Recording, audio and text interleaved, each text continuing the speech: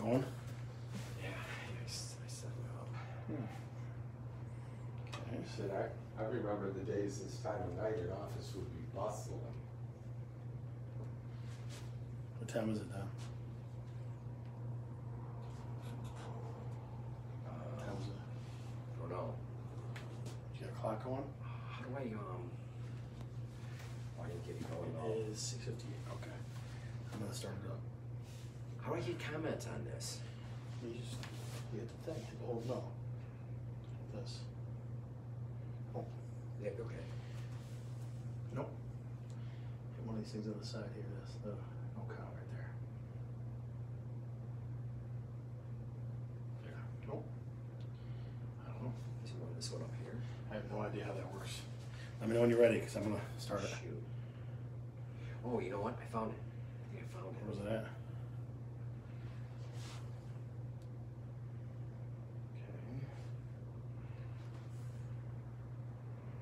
This. That. There. All right. There's that. You ready? I'm ready.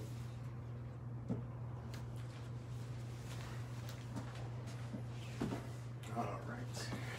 Let me do a little technical work here, my friend. Is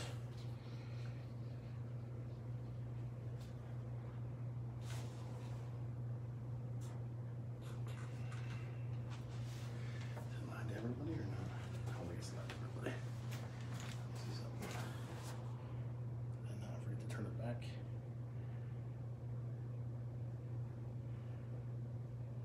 Neat.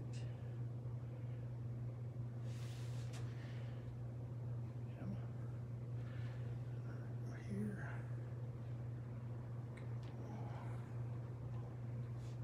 There. Hey, Kevin, how you doing? Hey, Kev. All right. I think we're all in the ready and the rock and the rolling place. It is now 7 o'clock. Give me about 1 second here.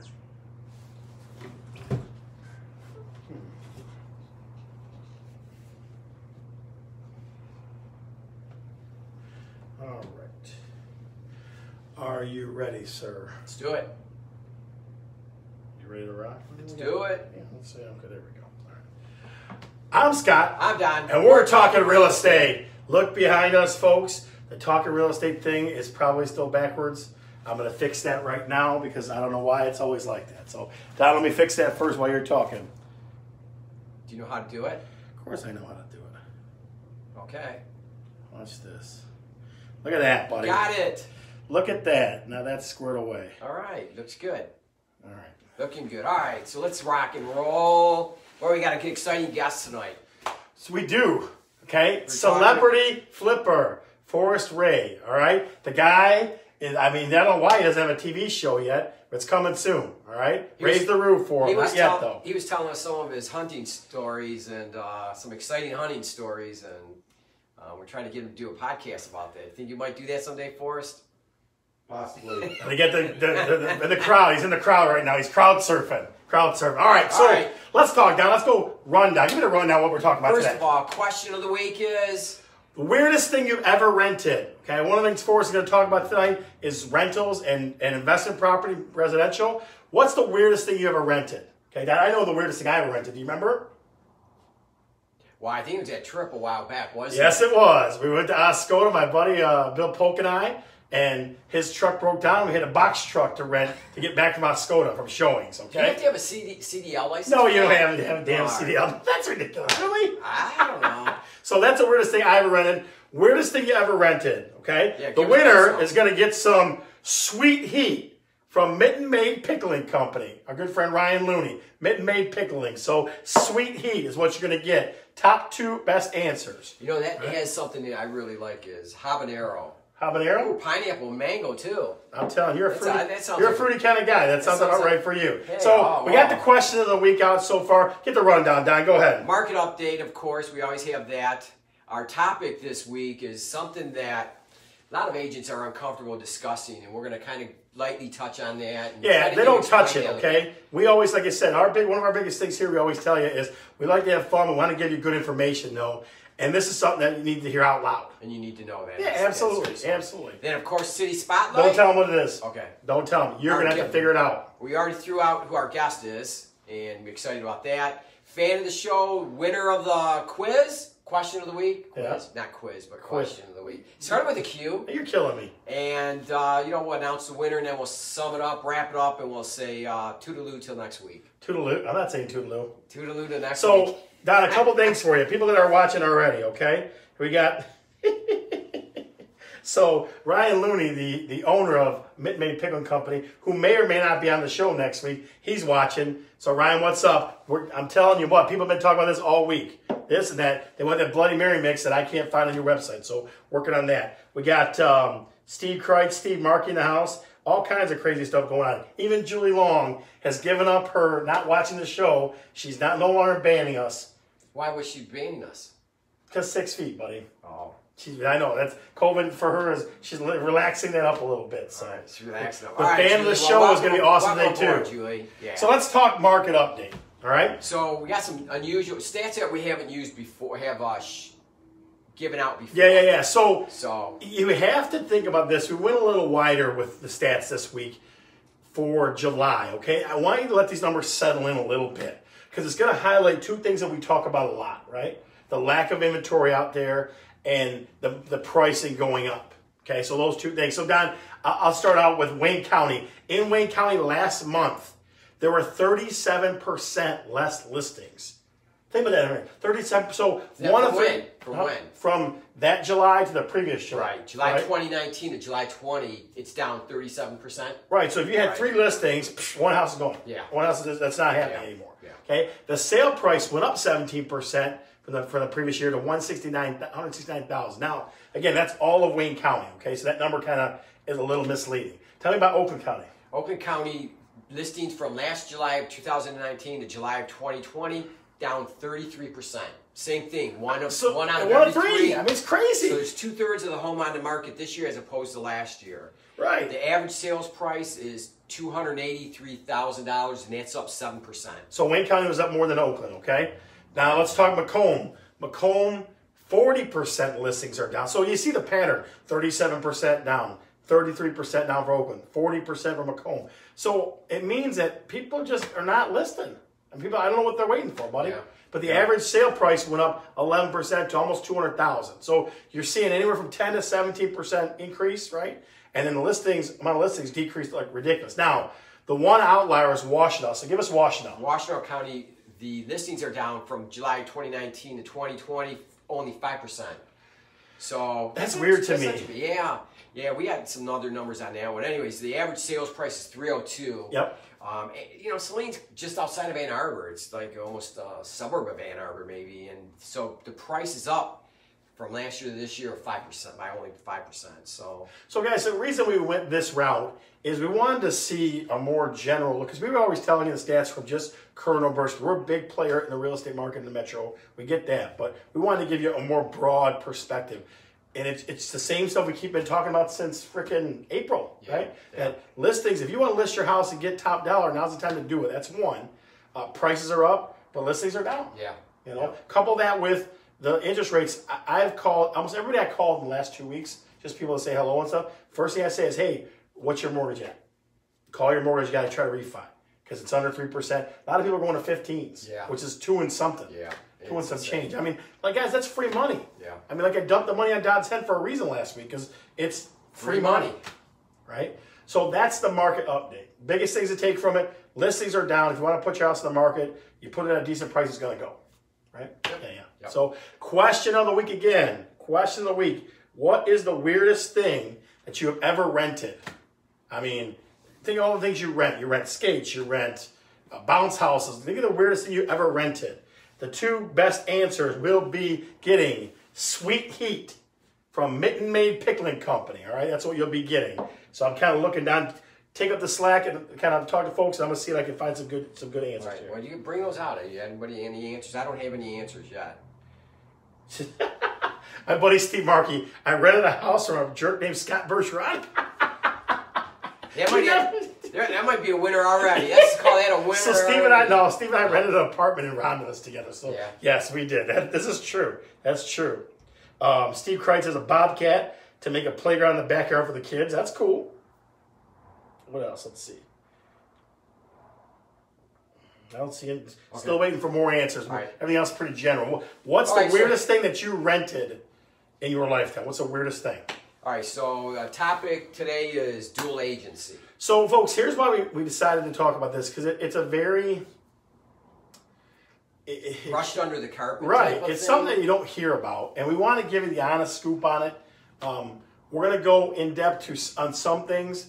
We don't want to be confusing, so we're going to kind of stick to 5 or 6 things. Okay? So dual agency means that the listing agent is representing both the buyer and the seller.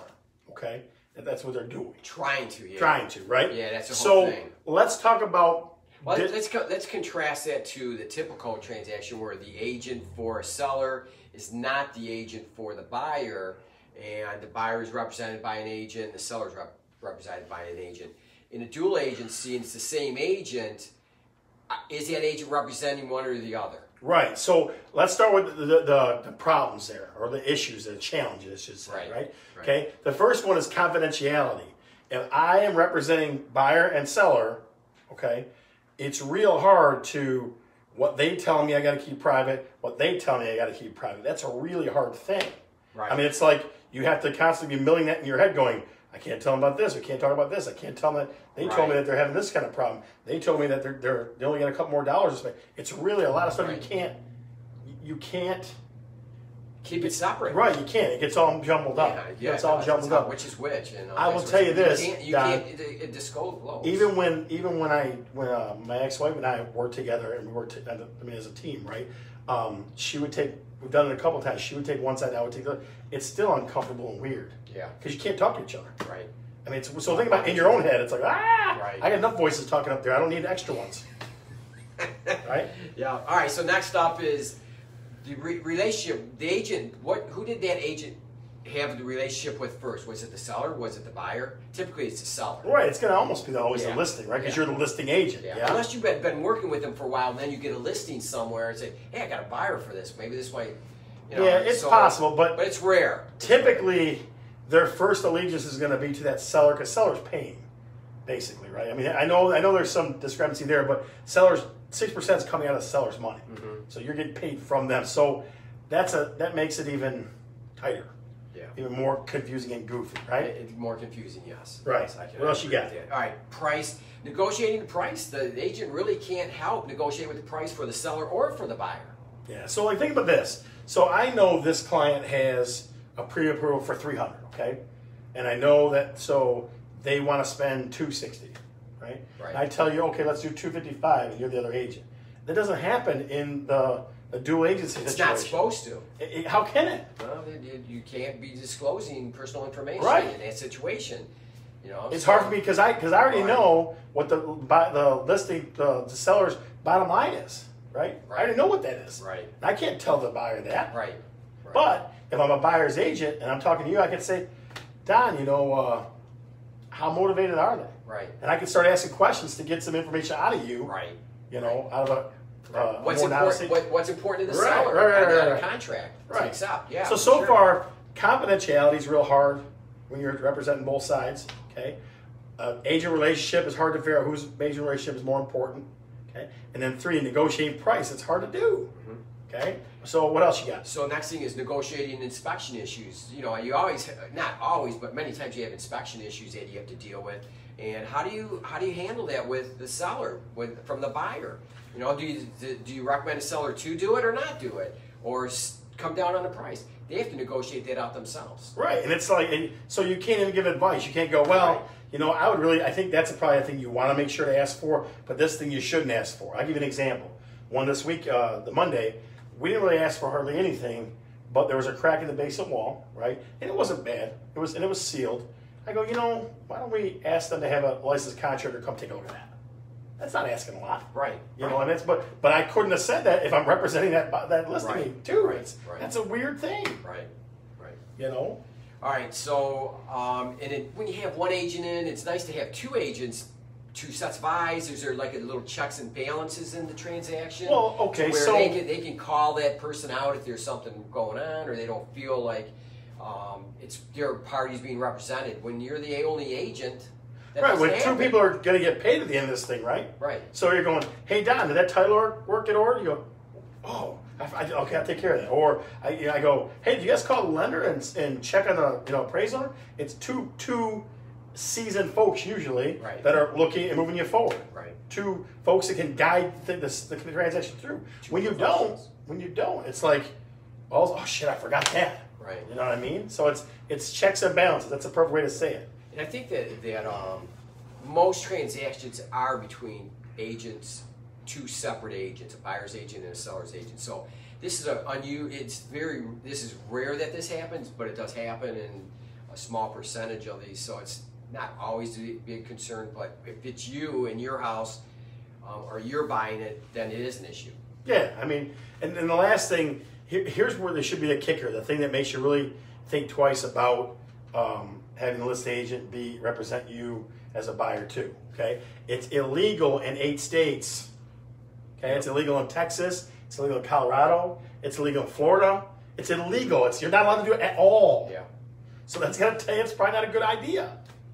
Okay? Now, I know we talked about this, here's the caveat, all right? Because I've given this advice before to a family member. I gave this advice to. I said, look, it was a house that they had gone buying, and it wasn't the market, but somehow they were looking in that sub or whatever, and they saw the agent coming out. And they asked him, when's it going up? And the guy's like, well, it's going up next week.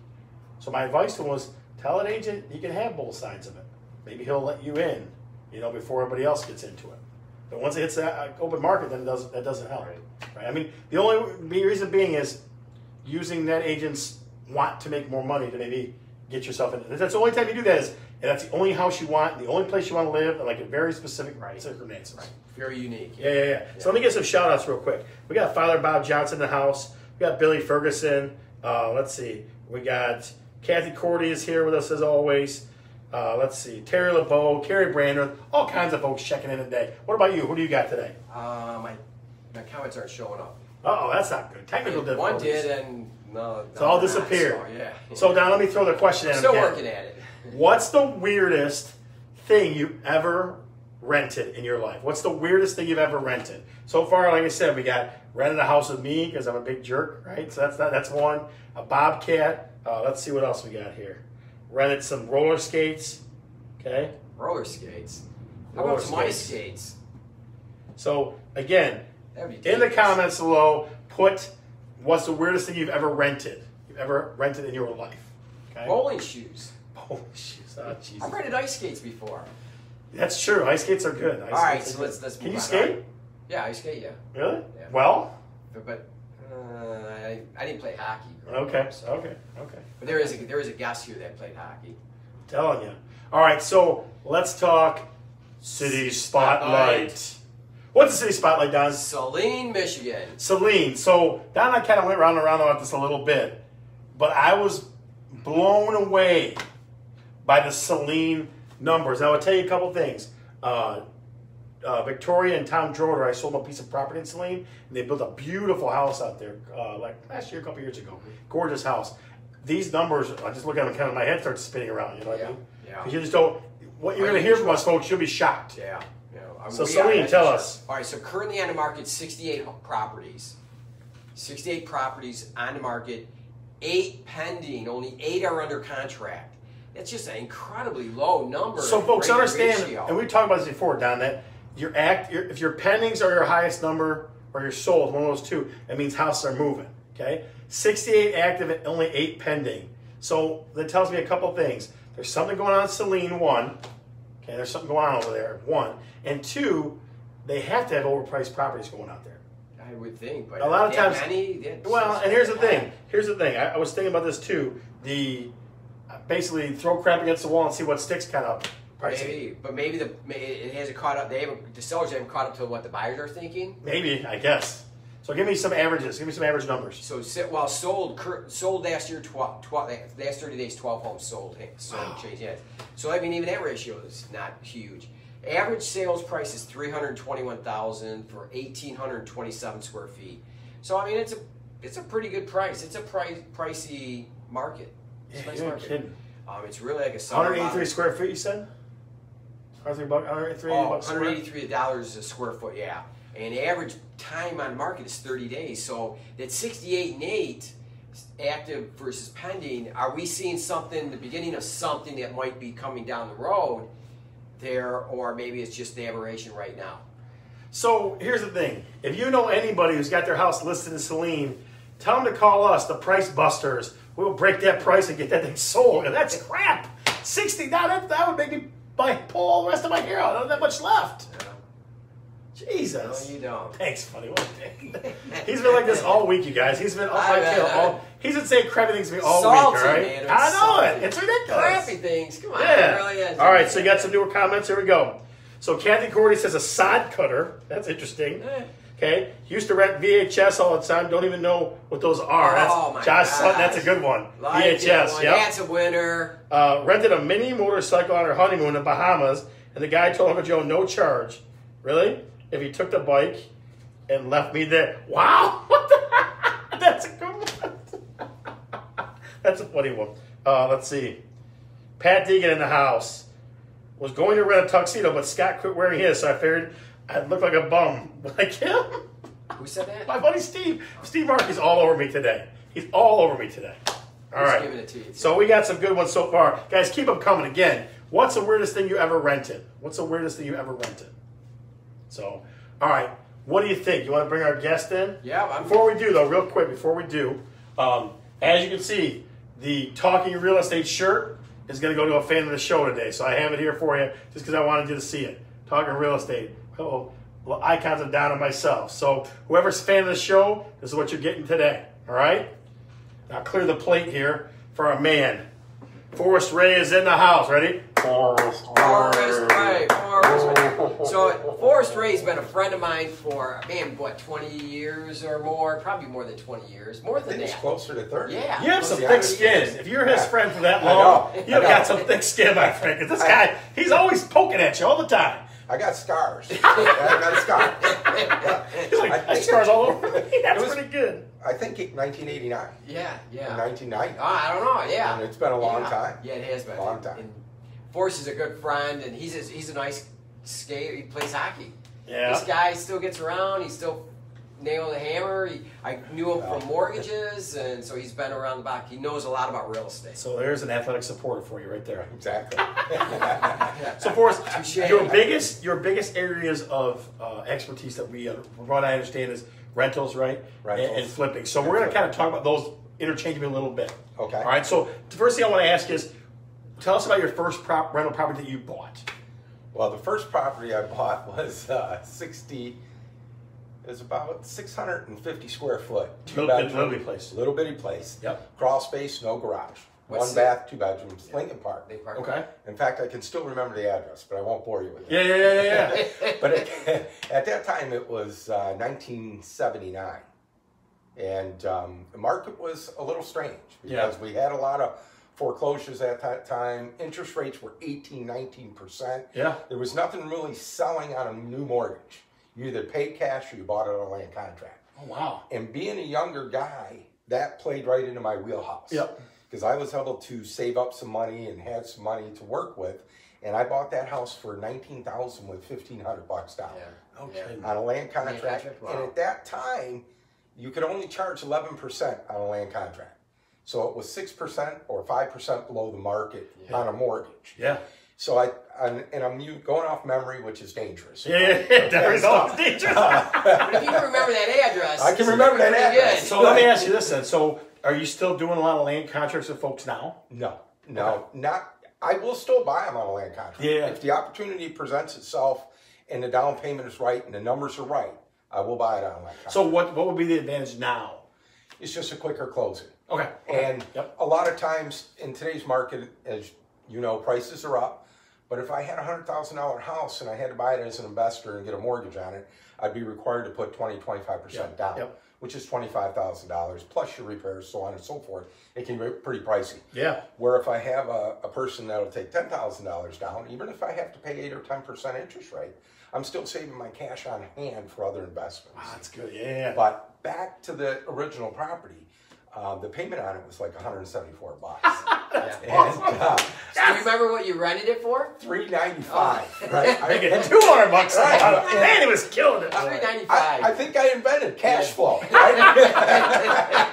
That's how long ago it was. That's right. It was chiseled right there in the wheel. Oh, jeez. All right, so Forrest, say someone wants to flip a house. What are the 3 most important things you look at for that purpose? So flippers, listen close right here.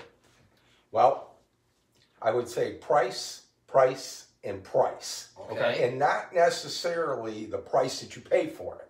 Okay? Obviously, I want the price to be right where I buy it at. Yep. But then I want the price in as repaired condition to be right. And obviously, the price that I'm going to sell it for, the price net has to be right. After commissions, after seller's concessions, after everything. Right. So I always called it price, price, price. Right. But other people That's might good. give it something else. Yeah, but I want the like price that. to be right. I want the price in as repaired condition to be right.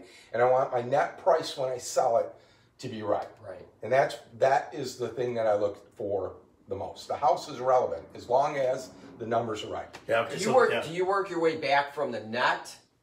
Try to work it that way, or do you work at it? Well, you got to take into consideration the price that's currently on the market, what you might have to throw into it. How do you? I mean, I will work it both ways. Okay. Because, and it's a great question, because sometimes the price is a great price, and sometimes you don't have to put as much into it as you anticipated.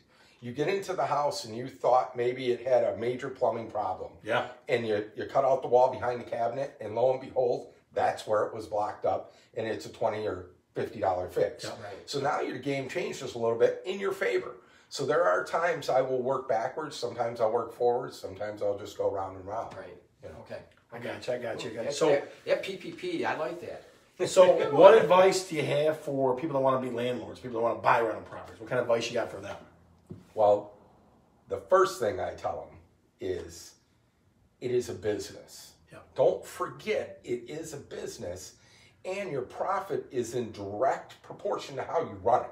Yeah. So if you're going to buy a property and you get a great price for it and you did some work on it and now you're going to rent it and you're going to have a nice cash flow on it and you choose the wrong tenant, you're losing money. Absolutely. And that's the thing, like first time folks, I always, Right. when they come to me bitching and screaming, that's the property, I got to get rid of this because you didn't screen. You didn't screen a tenant at all. At all. So like, what do you do when you screen? Like, well, how do you screen?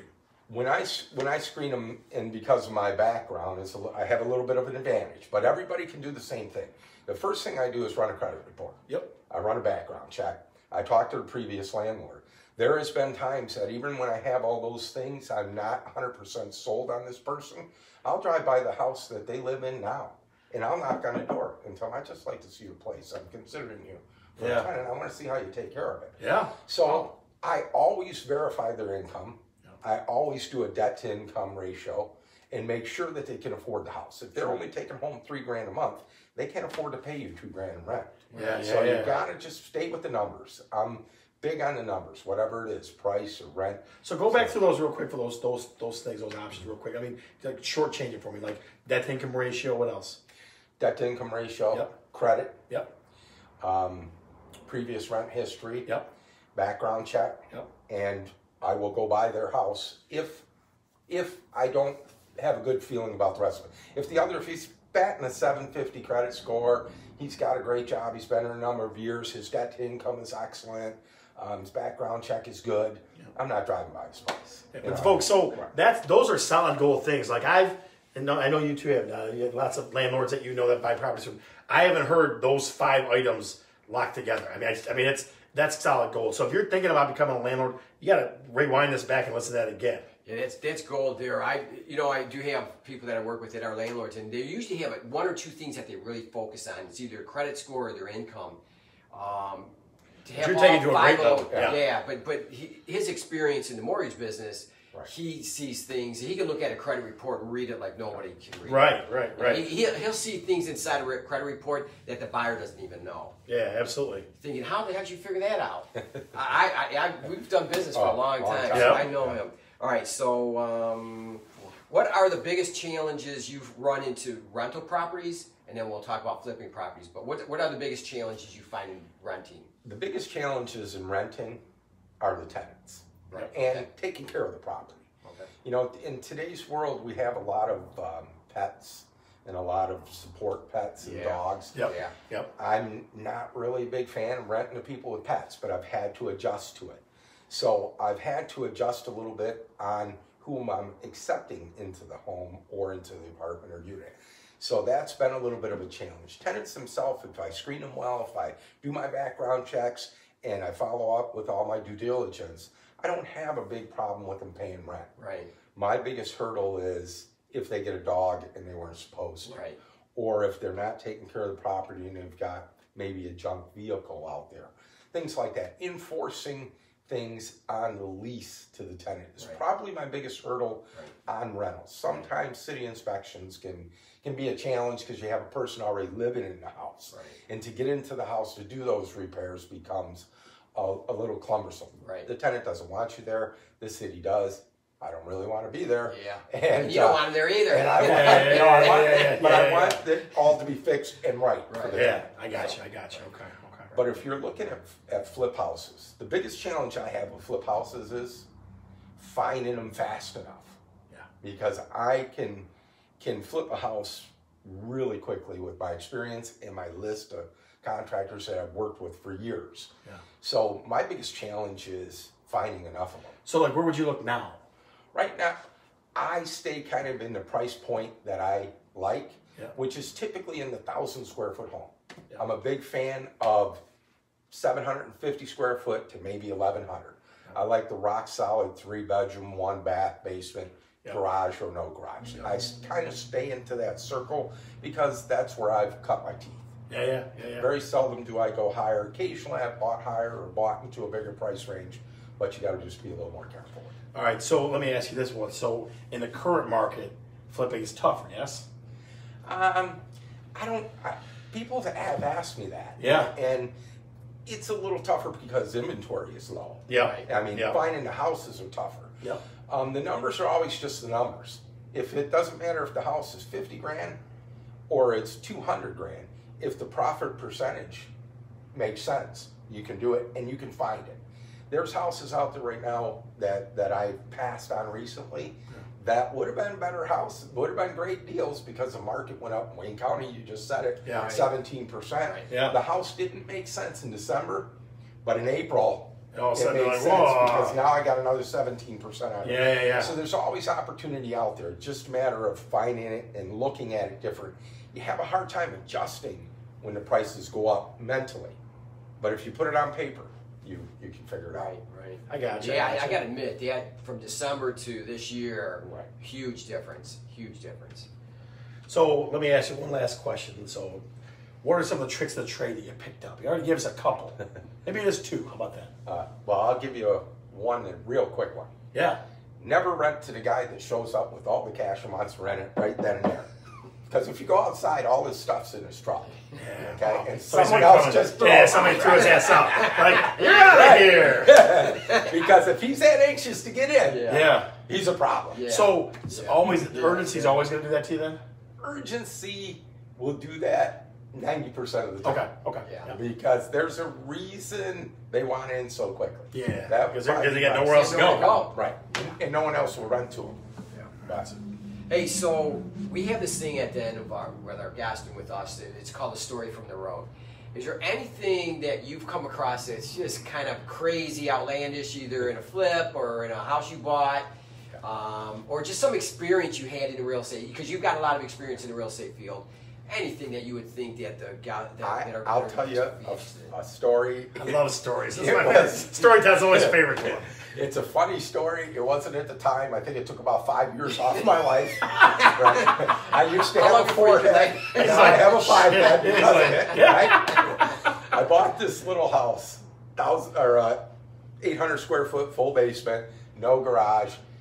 It was an elderly woman that had went to a nursing home, and she had lived there 60 years, okay? You can get the picture. Yeah. It's old inside, it's kind of dark and gloomy. Actually had the steel sink and cabinets and everything. I bought it, I got a great price on it. I was excited to have it, right?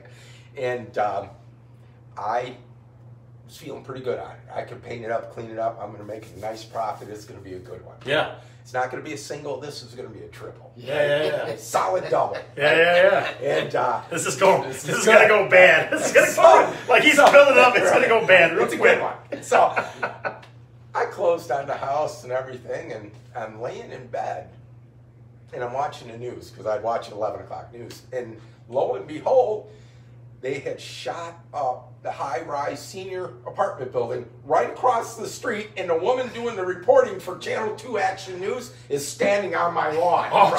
Jesus. And she's talking about how one of the tenants went berserk and shot 2 or 3 people, and I'm like, Jesus. I'm looking at my house there with the lady on the lawn that's talking about they shot 3 people. I'm like, oh my God.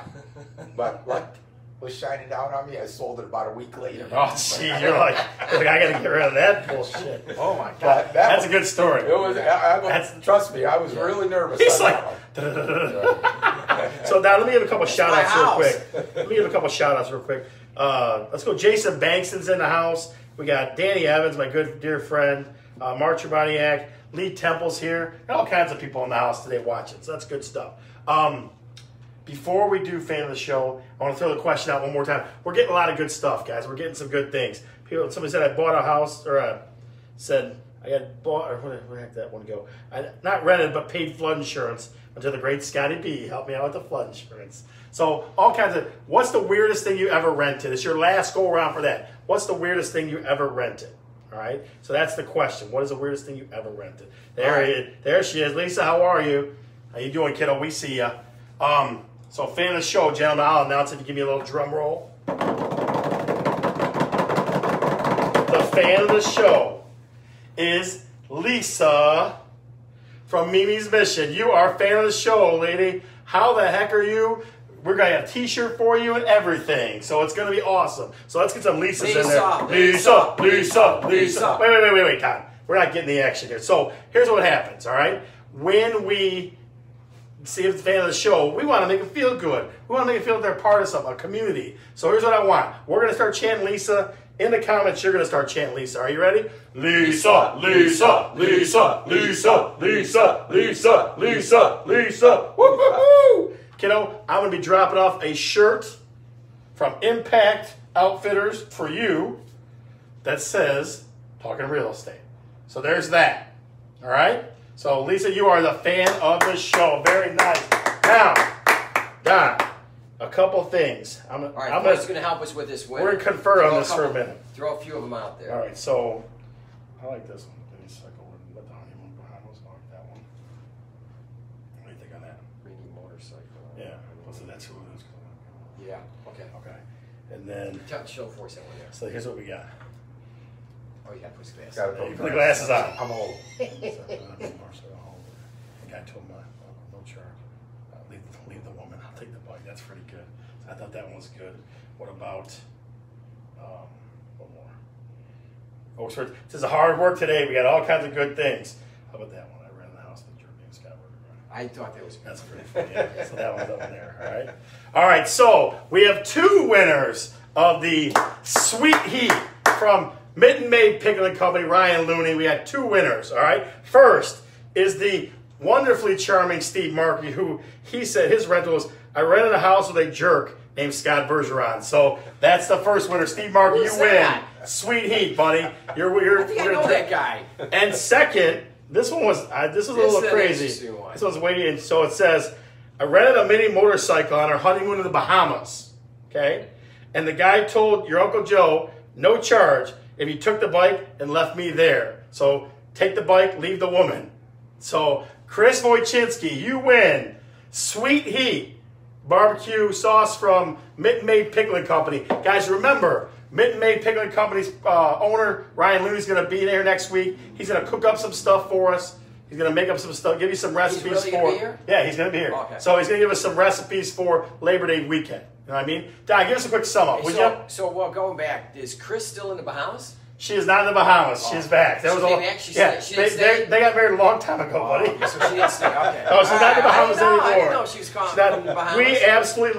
We absolutely love all the great stories and interaction with you guys. We really do. That's why we created Fan of the Show and Question of the Show. So next week, It's going to be interesting what Ryan's going to give away. We'll see what he has for us. But the giveaways are always going to keep getting better.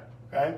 All right. So give us a quick wrap up. We did our market update. Our question of the week was weirdest thing you've rented, which we've gone over. Our topic was dual agencies. Dual agency, don't do it. City Spotlight, Saline, Michigan. Which has all kinds of houses on the market. Our special guest, Forrest Ray. Forrest Ray, listen. Thank you, Forrest. We're going to cut his interview up and put that separate too because we want you to see that. He has a ton. He just dropped a bunch of gems your way. Yeah. So if you're thinking about being a landlord or a flipper, Forrest Ray's the man. Go back through and rewatch this again, okay?